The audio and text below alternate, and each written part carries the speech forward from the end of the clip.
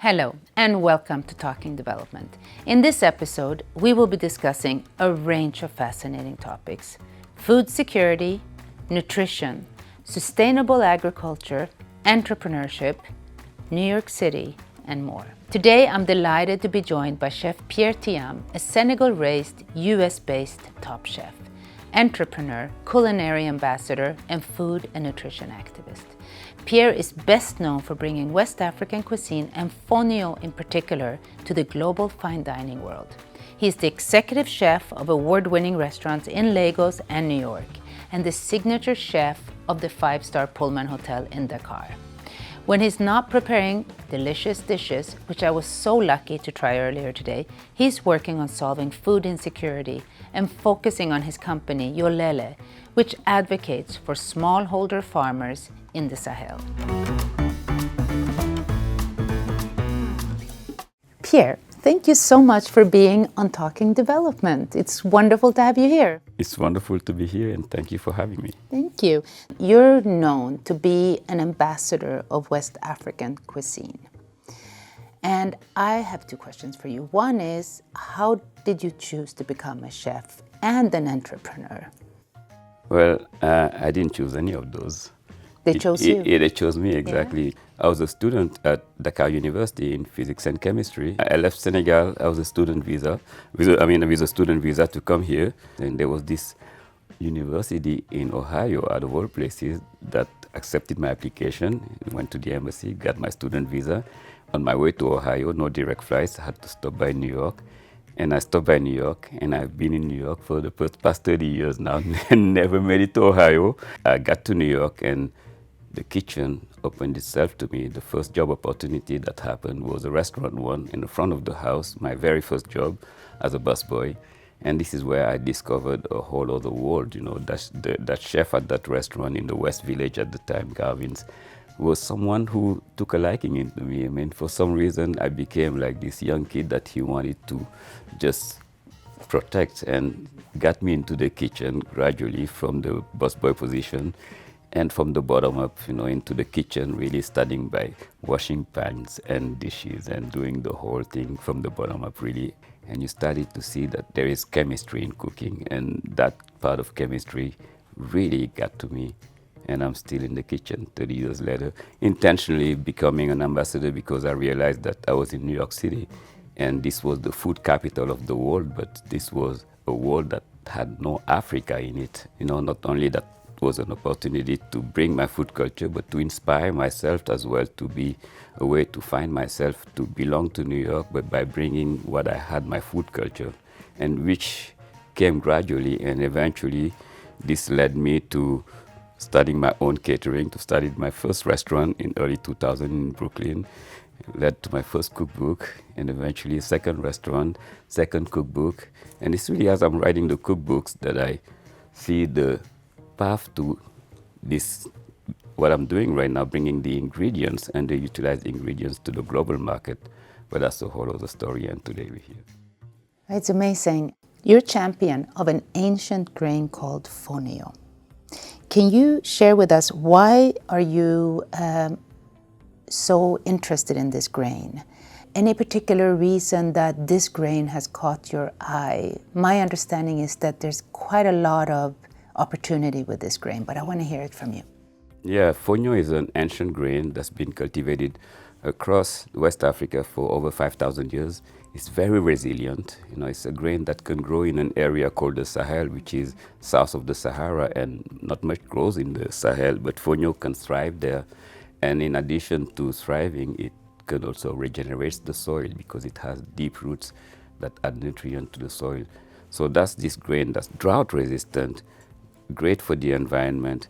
But in addition to that, it's a nutrition powerhouse. It's a grain that has, it's gluten-free, that has a high content of nutrients. It's really a grain that you can call, they compare it to the African quinoa. Yeah. And for the other reason is fonio being a grain that's grown by small farmers. And I was puzzled, as I was doing research for my second cookbook and traveling across rural Africa to rural Senegal, actually, to get inspiration for the book, that I found the grain in that most remote part of Senegal, like In Dakar, growing up, you don't see fonio. And that puzzled me. I was really intrigued by a grain that had so much going for it, not only being delicious, versatile, as you tasted earlier, you can do so many different things with it. And why is this grain not on the supermarket shelves in Dakar and in the rest of the world? I thought I could take upon myself and really present it to my restaurant, to my peers in New York City, or the chefs who are always looking for new grains, new products, and eventually create a brand that would be introducing fonio to the US supermarkets. And this grain to me was offering solutions. And those solutions were, one, the food security solutions. Africa is facing those challenges every time there's a crisis anywhere in the world. Africa is disrupting, this food supply is disrupted because we are net importer of food, and this didn't make any sense. And that's why I created Yolele, my food brand, that with the goal of turning these underutilized crops into make them accessible, adding value to it into different ways. So we have our fonio, for instance, that you tasted. We have them in form of fonio. We have them in different form of pilafs at supermarkets here. We even have fonio chips now. And we just started also introducing fonio to the brewery industry. Well, you can create a demand for these products by telling their story properly, by branding them. And as you do that, you are bringing economic opportunities for the small farmers that are growing them. Africa is the place, to me, that has so much that it could offer to the world. So there's so much to gain out of this. So there's a lot in there. One, that food security is one of the major challenges facing many countries in Africa. And here you have a crop that has so many virtues and characteristics of resilience that is also called for. And it's homegrown, right? So Africa can actually feed itself with the right food system solutions. But you also mentioned something else, which is the smallholder farmers and how important it is to support them, as they are part of that, they're a critical part of that food system.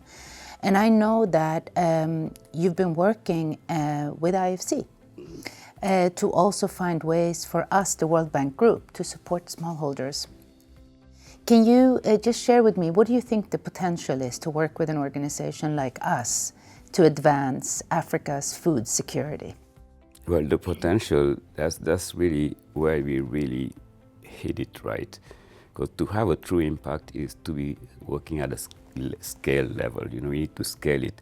But when the World Bank and IFC institutions of that capacity can come and intentionally support the smallholder farmers, understanding that they have a knowledge that we need to pay attention to in approaching agriculture with through multi-cropping, the way they growing in rotation. This is how we need to source our food. It so really has to be a holistic approach at every single level, but starting with the small farmers. And once they have that support, private organization like ours, we are off-takers. We want to we will take those products. When Nestle wants even 5% of fonio into their products, that means tons and tons of huge, right, for those farmers who are getting contracts now. Those kids don't need to be trying to migrate to Europe. They don't need to be joining any extremist activities, because they have a source of income, a dignified one, and they are staying close to their families. The solution is clear solution, and it's coming from these crops that's been neglected, and they are unfortunately disappearing. If we don't do that, we lose them. It's fascinating, and it raises so many more questions, but I'm going to have to ask my final question, and that is, for someone who's never cooked with fonio before, what's a recipe you would recommend that's also somewhat easy for someone who hasn't cooked and someone who might not be as good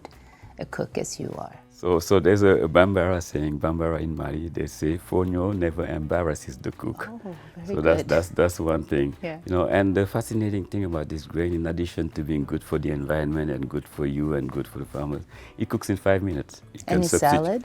And a salad. You can make salads with fonio. Add your herbs, you add your tomatoes and whatever ingredients you like in your salad. It could be cucumbers, it could be grilled chicken, whatever to your liking, it will work. It never embarrasses the cook, so you can go for it. And sourcing food from those communities, serving fonio to refugees of the Sahel region, they can not only enjoy it, they connect with it, but you're supporting the economy too. You're supporting the small farmers because you're sourcing it from them. So there's like a way to really make a change that's like with simple solutions like this. You just gave me an idea on, we do a lot of work to support displaced and refugees, but we do it always in the setting of a host community. You just gave me an idea that we might need to think about Fonio as part of a unifying support to both the refugees coming and to the local community in terms of a livelihood. I think we need to meet again and talk again. Yes, I'd love that. Let's do that. Well, we have a project. Pierre, thank you. We have a project. Thank you so much. It was wonderful to be with you. Thank you so much. Thank you. Thank you. The work of chefs and cultural ambassadors, such as Pierre, can make a difference. They are artists, creatives, and entrepreneurs working many times in the most challenging conditions, but using their creativity and platforms as powerful force for change. Their work resonates with us at the World Bank Group because their vision is very much aligned with our vision, which is to create a world free of poverty on a livable planet. A world where people in all corners of the globe can live healthy and productive lives, provide for themselves and their families, send their children to school, and create a better future with their own hands. Together, we are supporting countries to develop resilience to multidimensional risks, including climate change, food insecurity, and fragility, while harnessing private sector investment and innovation to find development solutions.